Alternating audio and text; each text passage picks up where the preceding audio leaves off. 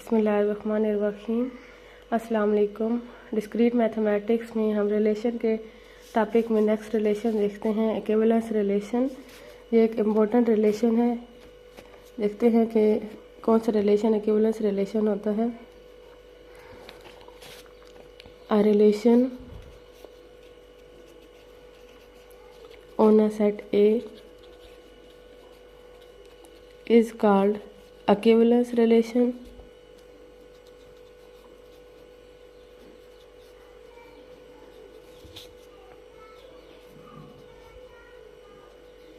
If it is reflexive, symmetric and transitive, कोई भी ऐसा रिलेशन जो इन तीनों प्रॉपर्टीज़ को सेटिस्फाई कर रहा हो, रिफ्लेक्सिव की, सिमेट्रिक की और ट्रांजिटिव की, तो उस रिलेशन को क्या कहते हैं? Equivalence relation. रिफ्लेक्सिव रिलेशन क्या था कि हर एलिमेंट का अपने साथ रिलेशन होना चाहिए, ए रिलेट करना चाहिए ए के साथ। सिमेट्रिक रिलेशन क्या था? अगर ए का रिलेशन बी के साथ है तो फिर बी का रिलेशन ए के साथ भी होना चाहिए। ट्रांजिटिव रिलेशन की डेफिनेशन थी कि अगर ए का रिलेशन बी के साथ है, बी का रिलेशन सी के साथ है, फिर ए का रिलेशन सी के साथ भी होना चाहिए। एक एग्जांपल देखते हैं।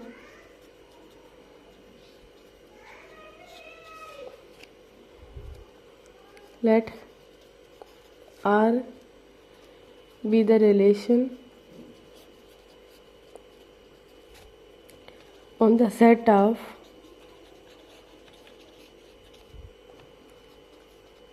real numbers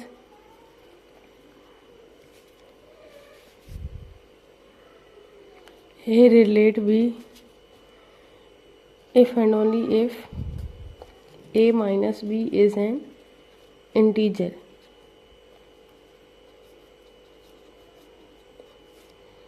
Is R an equivalence relation?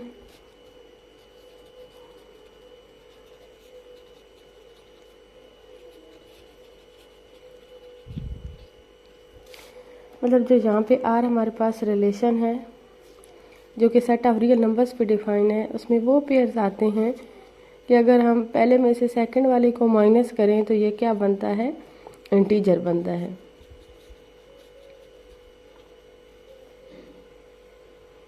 हमने चेक करना है कि ये जो रिलेशन इस तरह से डिफाइन है वो इक्विवेलेंस रिलेशन है या नहीं। तो सबसे पहले हम रिफ्लेक्सिव की प्रॉपर्टी चेक करते हैं। रिफ्लेक्सिव में ए का रिलेशन ए के साथ होना चाहिए, ए माइनस ए। ए का रिलेशन ए के साथ मतलब ऑर्डर पेयर के दोनों एलिमेंट सेम लेंगे। यहाँ पे ए माइनस ए करेंगे, ए माइनस ए ज़ीरो, जिस भी नंबर को उसमें से माइनस करेंगे आंसर ज़ीरो आएगा और ज़ीरो एक इंटीजर है। For all A belongs to R, a minus a is equal to zero is an integer that is a belongs to, यहाँ पे ये सेट ऑफ रियल नंबर्स को इस फॉर्म में लिखते हैं। For all A belongs to, ये real numbers के लिए और ये वाला आर इस रिलेशन के लिए, ए बिलोंग्स टू आर। ये जितने भी रियल नंबर्स हैं जब उनको आपस में उस रियल नंबर्स को उन्हीं में से माइनस करेंगे तो आंसर ज़ीरो आएगा और ज़ीरो क्या है? एक इंटीजर है। तो हर एलिमेंट अपने साथ रिलेट कर रहा होगा तो ए वाले पेयर्स किस में आ जाएंगे? इस रिलेशन में आ जाएंगे। अगर ए वाले पेयर इस रिलेशन में आ जाएंगे तो ये रिलेशन क्या बन जाएगा? Reflexive. This implies that R is reflexive. Next property check करते हैं सिमेट्री की। सिमेट्री की प्रॉपर्टी में पहले कंडीशन लेट कर लें कि ए का रिलेशन बी के साथ है। Let A B belongs to R at इज a minus b is an integer। कि ए बी वाला पेयर रिलेशन में, इसमें रिलेशन में आर में बिलोंग कर रहा है। अगर ए माइनस बी इस पेयर में बिलोंग कर रहा है, इस रिलेशन को बिलोंग कर रहा है तो इसकी कंडीशन को सेटिस्फाई कर रहा होगा। ए माइनस बी क्या होगा? इंटीजर होगा। हमने ये शो करवाना है कि बी माइनस ए, जो बी ए वाला पेयर है वो भी रिलेशन में होना चाहिए। अगर a माइनस बी एक इंटीजर है तो b माइनस ए भी एक इंटीजर होगा। सिर्फ ये है कि अगर ये नेगेटिव इंटीजर हुआ तो वो पॉजिटिव इंटीजर होगा, और अगर ये वाला पॉजिटिव हुआ तो वो नेगेटिव इंटीजर होगा। If a minus b is an integer then b minus a is also an integer. अगर b माइनस ए इंटीजर है तो b a वाला पेयर किसको बिलोंग कर जाएगा, r को। जैसे पहले नंबर को दूसरे में से माइनस करें, वो इंटीजर आ रहा हो तो पहले नंबर का दूसरे के साथ पेयर बनाने से वो पेयर किसको बिलोंग कर जाता है, r को। तो b माइनस ए अगर इंटीजर आ रहा है तो b और a वाला पेयर किसको बिलोंग कर जाएगा, r को। हमने सपोज किया था कि a b वाला पेयर r में है, क्या प्रूव हो गया है कि बी ए वाला पेयर भी आर में है। अगर ये कंडीशन सेटिस्फाई हो जाए तो वो रिलेशन क्या बन जाता है, symmetric. This implies that R is symmetric. Third condition transitive. Transitive के लिए पहले दो कंडीशन सपोज करते हैं और तीसरी वाली प्रूव करते हैं। Let A B belongs to R and B C belongs to R. Suppose कर लिया है कि ए बी वाला पेयर भी आर में मौजूद है, बी सी वाला भी हमने प्रूव करना है कि ए सी वाला पेयर आर में होना चाहिए। अगर ए बी वाला पेयर आर में है तो इसका क्या मतलब है कि ए माइनस बी एक इंटीजर होगा, A minus B is an integer and B minus C is an integer. अब अगर ए बी वाला पेयर आर में है तो ए माइनस बी एक इंटीजर होगा, बी सी वाला पेयर आर में है तो बी माइनस सी एक इंटीजर होगा। और दो इंटीजर्स का सम भी क्या होता है, एक इंटीजर। दो इंटीजर्स का सम, दो इंटीजर्स का डिफरेंस और प्रोडक्ट, ये तीनों जो हैं वो एक इंटीजर्स होते हैं। दो इंटीजर्स की डिवीजन एक इंटीजर नहीं होता। अगर हम इन दोनों को ऐड कर दें, A minus B plus B minus C, minus B plus B से कैंसिल क्या आ जाएगा, A minus C is an integer. क्योंकि ए माइनस बी और बी माइनस सी दो इंटीजर्स थे, दो इंटीजर्स का सम भी एक इंटीजर होता है, तो ए माइनस सी भी क्या बन जाएगा, एक इंटीजर बन जाएगा। अगर ए माइनस सी इंटीजर है, जैसे यहाँ पे ए माइनस बी इंटीजर था, तो ए बी वाला पेयर रिलेशन में होल्ड कर आर रिलेशन में बिलोंग करेगा। अगर ए माइनस सी इंटीजर है तो ए सी वाला पेयर आर को बिलोंग कर जाएगा। That is A C belongs to R. A C वाला पेयर भी आर में है तो ये रिलेशन क्या बन जाएगा, ट्रांजिटिव। ए बी अगर पेयर आर में है, बी सी वाला आर में है और फिर ए सी वाला पेयर भी किसी रिलेशन को बिलोंग कर जाए तो वो रिलेशन क्या बन जाता है, ट्रांजिटिव। तो यहाँ पे आर कौन सा रिलेशन होगा, आर इज ट्रांजिटिव। तीनों कंडीशन सेटिस्फाई हो गई हैं।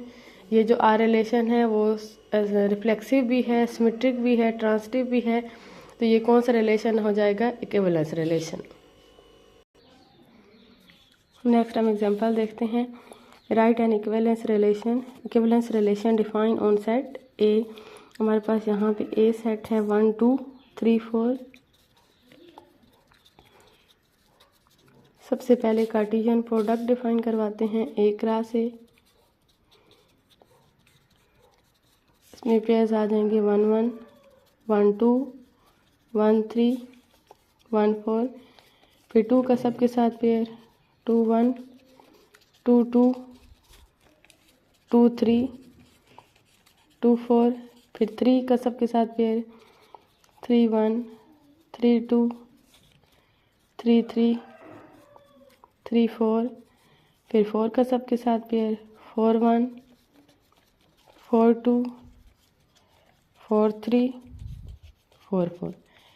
अब हमने इस पे एक ऐसा रिलेशन डिफाइन करवाना है जो इक्विवेलेंस रिलेशन हो, तो वो कैसे फॉर्म करेंगे। सबसे पहले तो इस रिलेशन में रिफ्लेक्सिव होना है, तो हर एलिमेंट का अपने साथ पेयर उठा लें। 1 1 2 2 3 3 4 4। अब आर ऐसे हमने रिलेशन बनाना है जो इक्विवेलेंस रिलेशन हो, मतलब वो रिफ्लेक्सिव भी हो, सिमेट्रिक भी हो और ट्रांसिटिव भी हो। तो रिफ्लेक्सिव के लिए हर एलिमेंट का अपने साथ पेयर होना चाहिए। अब सिमेट्रिक के लिए अगर हमने 1 2 वाला पेयर उठाया है तो फिर 2 1 वाला भी होना चाहिए। अगर हमने जैसे फॉर एग्जांपल 1 4 वाला पेयर उठाया है तो फिर 4 1 वाला भी होना चाहिए, क्योंकि हमने ऐसा रिलेशन बनाना है जो इन तीनों प्रॉपर्टीज़ को सेटिस्फाई कर रहा हो। 1 2 के अकॉर्डिंग 2 1 होना चाहिए, सिमेट्रिक की डेफिनेशन के अकॉर्डिंग 1 4 के अकॉर्डिंग 4 1 होना चाहिए। चलो हम यहाँ तक पेयर्स उठा लेते हैं। अब ये रिफ्लेक्सिव भी होगा और सिमेट्रिक भी होगा। ट्रांसिटिव के लिए आप ऐसे चेक करेंगे कि अगर जैसे 1 2 वाला पेयर उठाया है, इसका सेकंड एलिमेंट 2 है तो अगले का इसका सेकंड और फिर आगे से वो पेयर देखना है जिसका फर्स्ट एलिमेंट ये होना चाहिए। तो इसका सेकंड एलिमेंट 2 है तो वो पेयर देखना है जिनका फर्स्ट एलिमेंट 2 हो। एक तो ये वाला है, दूसरा ये वाला है। इसमें कौन सा पेयर आ जाएगा? 1 1 वाला। 1 1 वाला यहाँ पे मौजूद है। जब 1 2 और 2 2 उठाएंगे तो फिर कौन सा पेयर आ जाएगा? 1 2 वाला, वो भी यहाँ पे मौजूद है। मतलब अगर हम यहाँ पे चेक करना चाहते हैं कि ये रिफ्लेक्सिव, सिमेट्रिक और ट्रांसिटिव है कि नहीं, 1 1 2 2 3 3 4 4 belongs to R, so R is reflexive.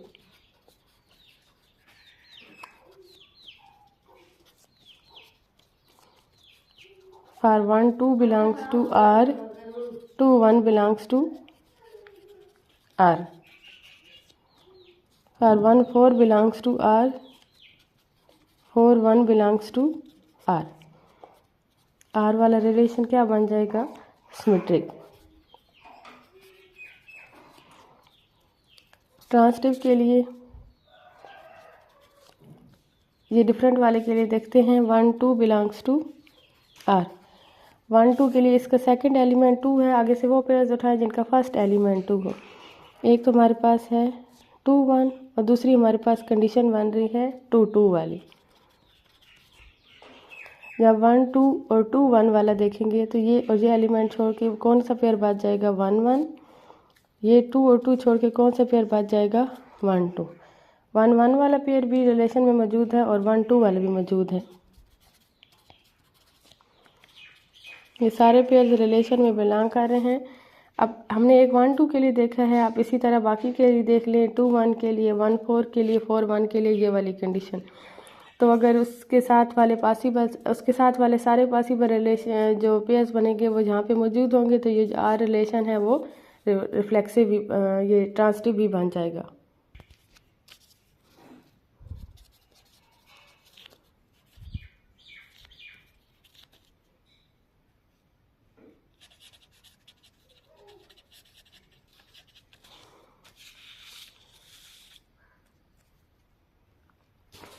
Next definition देखते हैं, partial ordering relation.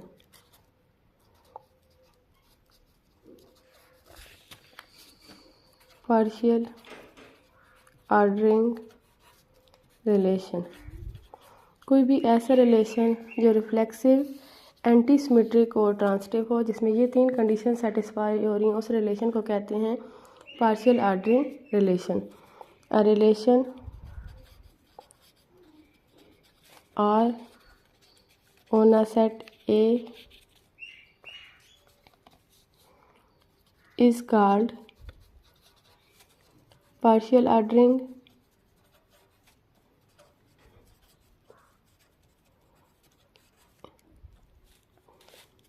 or partial order relation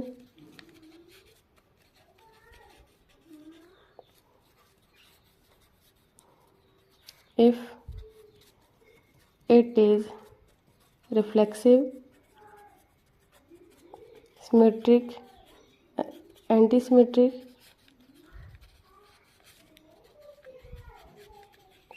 and transitive. कोई भी ऐसा रिलेशन जो रिफ्लेक्सिव, एंटी सिमेट्रिक और ट्रांसिटिव हो उसको क्या कहते हैं? Partial ordering relation. Anti symmetric की डेफिनेशन क्या थी कि अगर ए का रिलेशन बी के साथ है, बी का रिलेशन ए के साथ है, तो फिर ए और बी इक्वल होने चाहिए दोनों। तो अगर ए बी के साथ, ए बी वाला पेयर रिलेशन में मौजूद है, बी ए वाला पेयर रिलेशन में मौजूद है, तो ये सिर्फ उन पेयर्स के लिए होने चाहिए जिसमें दोनों एलिमेंट सेम हो जाएं, फिर ए बी दोनों सेम एलिमेंट होने चाहिए। नेक्स्ट हम डेफिनेशन देखते हैं पार्शियल ऑर्डर्ड सेट।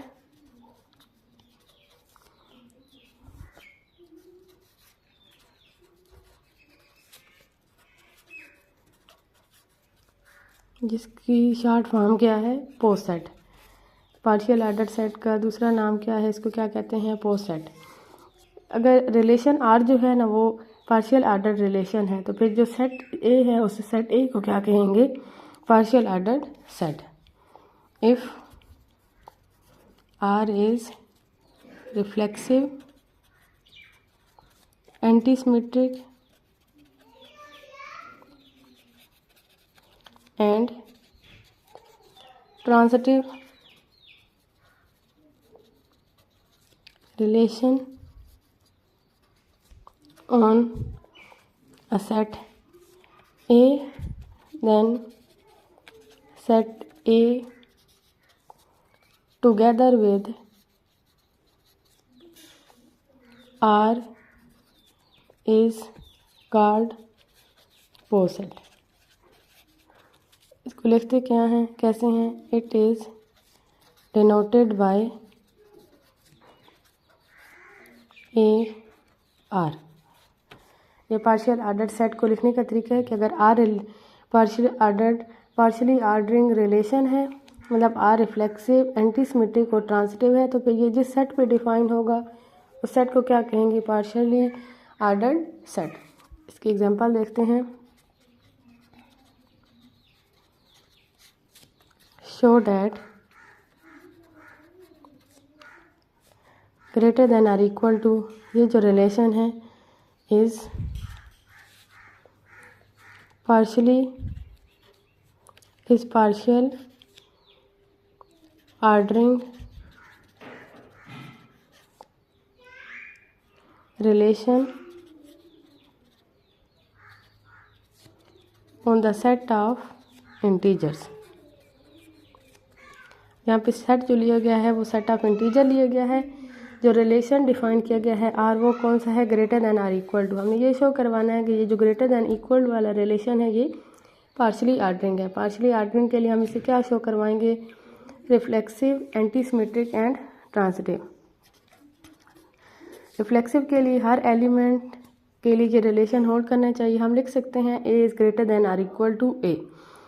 अब ग्रेटर और इक्वल ये दोनों इकट्ठे एट अ टाइम किसी की भी नंबर्स के लिए होल्ड नहीं करेंगे, या ग्रेटर का रिलेशन होल्ड करना चाहिए या इक्वल के लिए। अगर दो नंबर्स इक्वल हैं, ए इक्वल टू ए, तो हम उनके लिए लिख सकते हैं A is greater than or equal to A, क्योंकि इसमें भी उसमें से दोनों में से एक ही प्रॉपर्टी होल्ड करेगी, as A is greater than or equal to A. यहाँ पर इक्वल वाली कंडीशन होल्ड कर जाएगी, ए इक्वल टू ए। हर एज नंबर्स के लिए, हर नंबर्स के लिए आप जैसे 2 is greater than or equal to 2 ऐसा लिखना पॉसिबल है, तो हर नंबर का अपने साथ जो है वो ग्रेटर इक्वल का रिलेशन बन सकता है। For all A belongs to integers, यहाँ पे ए कौन से नंबर्स हैं, इंटीजर्स हैं। जितने भी इंटीजर्स हैं उनको हम इस फॉर्म में लिख सकते हैं। इसका क्या मतलब है कि जो ग्रेटर दैन आर इक्वल वाला रिलेशन है वो रिफ्लेक्सिव है, that is greater than or equal to is reflexive. ये रिलेशन क्या बन जाएगा, रिफ्लेक्सिव। नेक्स्ट एंटीसिमेट्रिक के लिए देखते हैं। If A is greater than or equal to B, अगर ए का रिलेशन बी के साथ है ग्रेटर दैन आर इक्वल वाला, एंड और बी का रिलेशन ए के साथ है ग्रेटर दैन आर इक्वल वाला, तो यहाँ से इन दोनों में से कॉमन कंडीशन क्या बन रही है, A equal to B, B equal to A. तो अगर ए बी से A greater than or equal to B है, B is greater than or equal to A है, तो इसका क्या मतलब है, ए बी के इक्वल है। अगर ये दो conditions at a time hold कर रही हूँ तो हम क्या करते हैं, उन दोनों में से कॉमन कंडीशन देखते हैं। कॉमन कंडीशन दोनों में कौन सी है, इक्वल वाली, तो क्या कंडीशन बन जाएगी, A equal to B. Antisymmetric relation यही था कि अगर ए का रिलेशन बी के साथ है, बी का रिलेशन ए के साथ है, तो वो दोनों एलिमेंट इक्वल होने चाहिए। यहाँ पे रिलेशन कौन सा था, ग्रेटर इक्वल वाला, तो ये पहली दोनों कंडीशन हमने सपोज कर ली हैं कि A is greater than or equal to B and B is greater than or equal to A. यहाँ से क्या प्रूव हो जाता है, ए और बी दोनों इक्वल एलिमेंट हैं, तो ग्रेटर इक्वल वाला रिलेशन क्या बन जाएगा, एंटी सिमेट्रिक।